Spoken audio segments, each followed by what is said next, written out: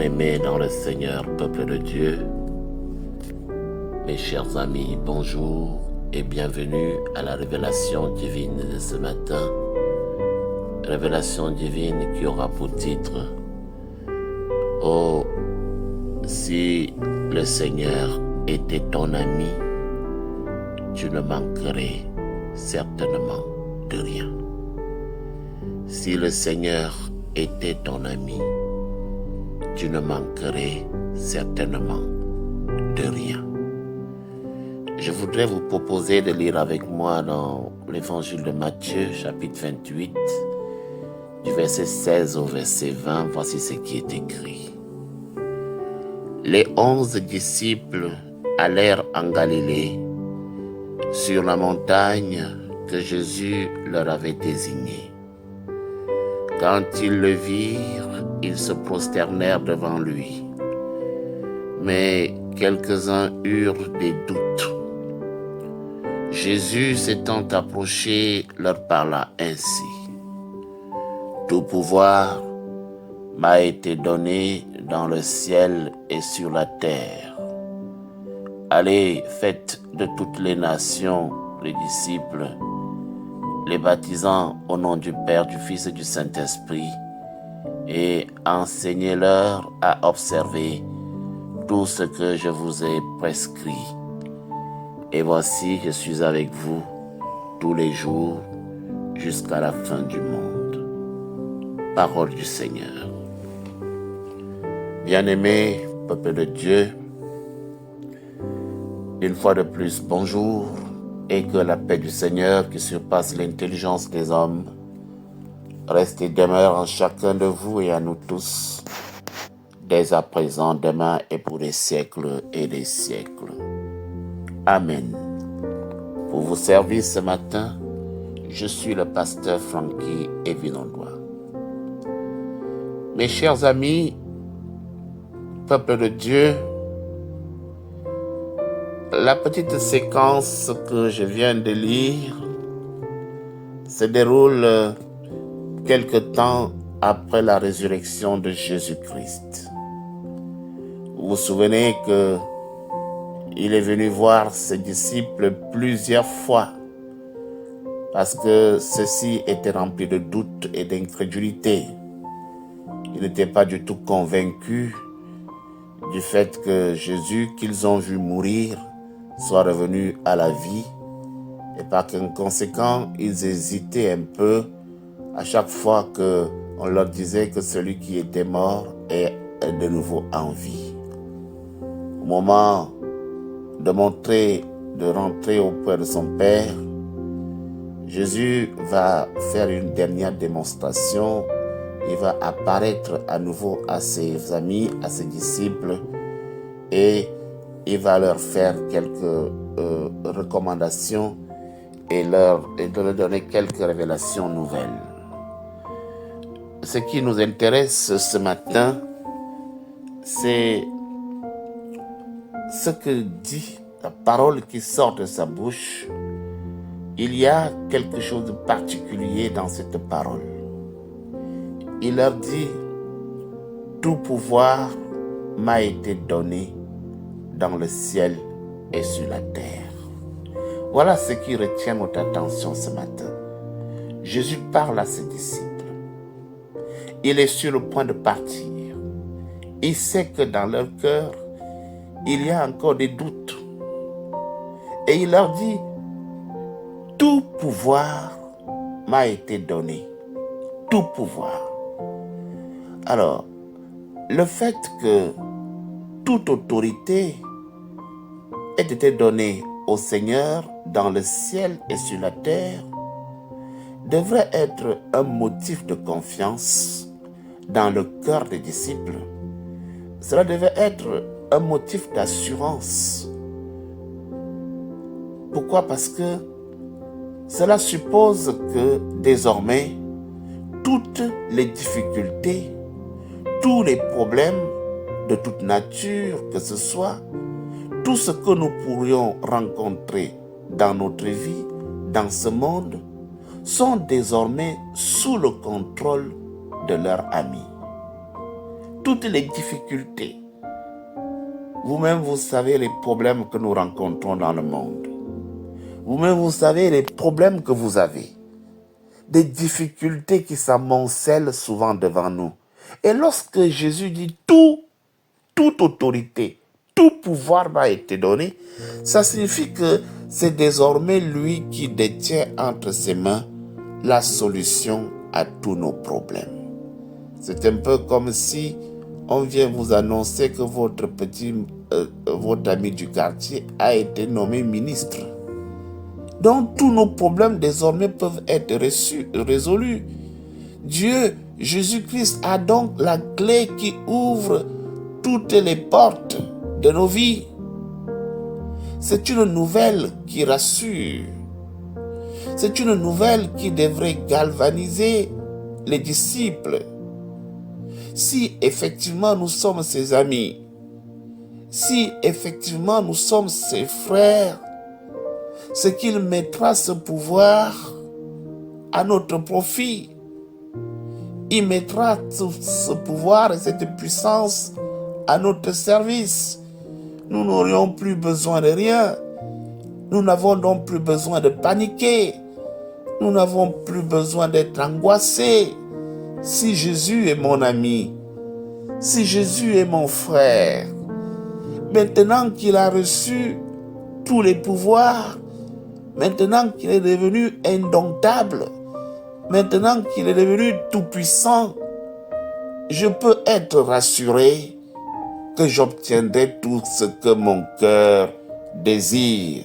Oh, si je pouvais être l'ami de Jésus, si je pouvais être le frère de Jésus, moi aussi je pourrais chanter comme mon frère est en haut. Maintenant, moi aussi je vais pouvoir rouler dans des grosses voitures. Je vais pouvoir marcher les épaules carrées parce que mon frère est en haut. Cette autorité, mes chers amis, signifie également que toutes les choses désormais sont conduites, toutes les choses désormais sont gouvernées par le Seigneur. Rien ne se passe plus sans qu'il le veuille.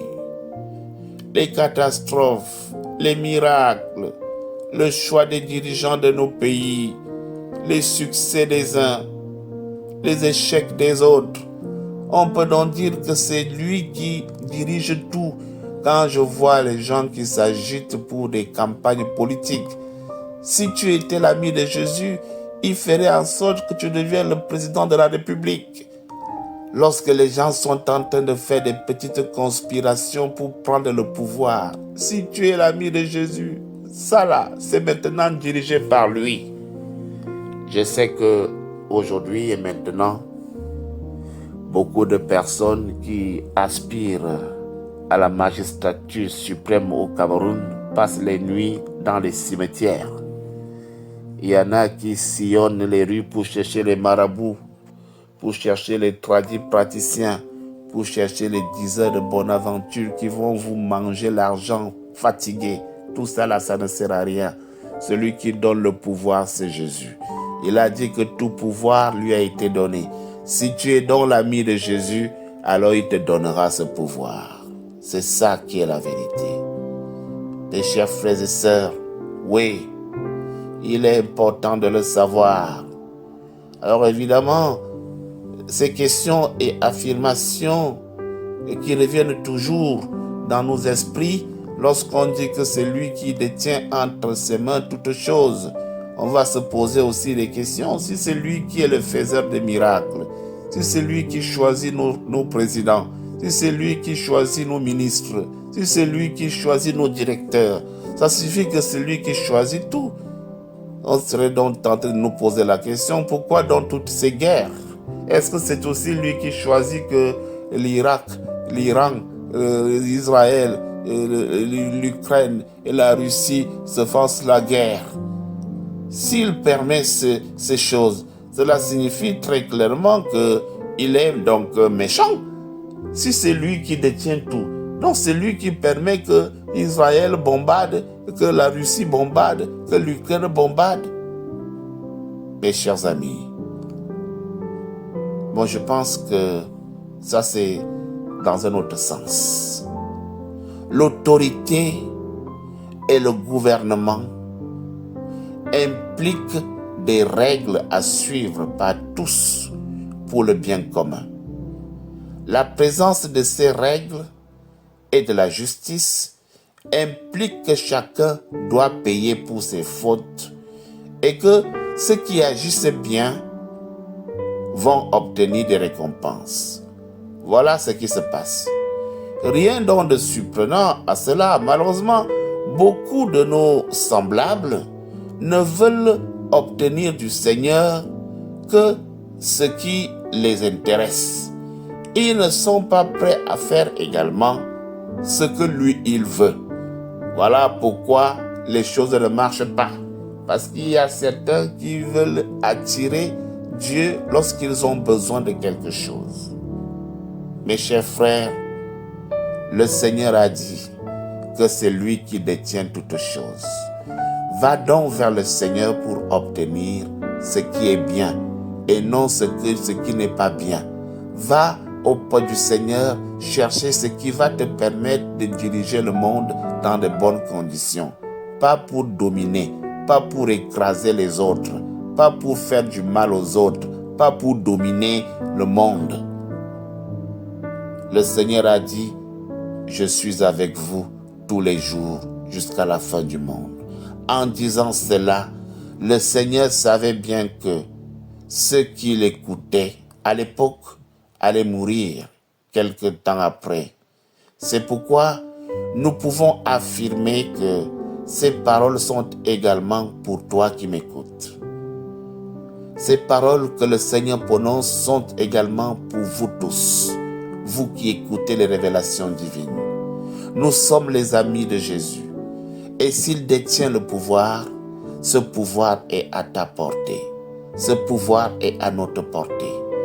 Si c'est lui qui détient la solution à tous nos problèmes, ces solutions sont donc aussi à ta disposition, toi qui m'écoutes aujourd'hui. C'est pourquoi nous pouvons affirmer que ces paroles sont également pour moi, que ces paroles sont également pour tous les croyants aujourd'hui et même pour ceux qui viendront après nous. Voyez-vous, mes chers amis, l'autorité suprême est avec nous. Quel honneur! Jésus est mon ami. Quel honneur! Quelle joie! Pourquoi donc m'en faire? Je dois simplement rester fidèle. Je dois simplement l'honorer. Je dois le louer. C'est ce que tu dois faire. Et c'est alors que tu auras ce que ton cœur désire. Et si le Seigneur était ton ami, tu ne manquerais certainement de rien. Si le Seigneur est ton ami, tu obtiendras tout ce que ton cœur désire. Voilà, mes chers frères et sœurs, la révélation divine de ce matin. Je vous invite maintenant à prier avec moi. Prions le Seigneur. Éternel, notre Dieu, notre Père, Dieu de toute grâce, Père de la miséricorde, Dieu de la pitié, nous voulons te dire merci, Seigneur, pour le privilège que tu nous accordes encore ce matin d'être encore en vie. Seigneur, nous voulons te prier afin que tu nous guides tout au long de cette journée et même tous les jours à venir. Nous voulons, Seigneur Dieu, que toutes nos pensées, nos paroles et nos actes concourent toujours au bien-être de nos frères et de nos sœurs afin que ton règne avance dans ce monde. Seigneur, nous voulons que tu apportes la paix dans nos cœurs, la paix dans le cœur de ceux qui sont avec toi, tes enfants, tes amis, que tu fasses en sorte que nous puissions bénéficier de grâce qui accompagne ton statut. Seigneur, mets de la joie dans nos cœurs, mets de l'harmonie dans nos cœurs, surtout en ce moment que nous sommes en difficulté. Et Seigneur, donne-nous de tourner le dos à la peine, à la misère, à la maladie, afin que nous puissions vraiment dire avec certitude que celui qui détient tous les pouvoirs est notre ami. Nous voulons te rendre grâce, Seigneur Dieu, et nous voulons demeurer émerveillés lorsque tu fais toutes choses dans nos vies. Augmente notre foi et donne-nous toujours la force de résister aux vents contraires, ces vents qui souffrent dans notre vie. Donne-nous de continuer à annoncer ta parole à ceux qui ne l'ont pas encore reçue. Augmente en nous le zèle, augmente en nous la volonté de détermination et surtout, Seigneur, un mode de vie particulier fondé sur l'amour du prochain, sur la fidélité, le pardon, la charité et la générosité. Bénis cette journée, Seigneur, qui commence. Sois avec nous. Bénis ton peuple. Au nom de Jésus-Christ, notre Seigneur et Sauveur, nous t'avons prié. Amen. Bien-aimés dans le Seigneur, peuple de Dieu, voilà la révélation divine de ce matin. Au revoir et à demain pour une nouvelle révélation divine.